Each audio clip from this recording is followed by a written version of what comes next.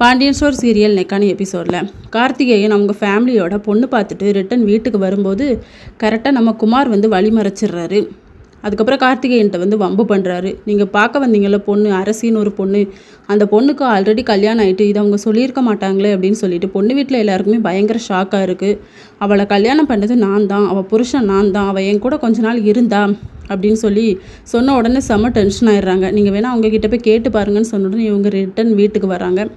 அப்போ உங்கள் பொண்ணை பற்றி நாங்கள் கேட்டோம், உங்கள் பொண்ணுக்கு ஆல்ரெடி கல்யாணம் ஆகிட்டாமே, அவள் புருஷன் தான் சொன்னான் அப்படின்னு சொல்லிட்டு, இல்லை நடந்தது எதுன்னு நாங்கள் சொல்ல வரோம், கொஞ்சம் கேட்டுட்டு பேசுங்களாம் அப்படின்னு சொன்னால் அவங்க எதையுமே கேட்குற மாதிரி இல்லை.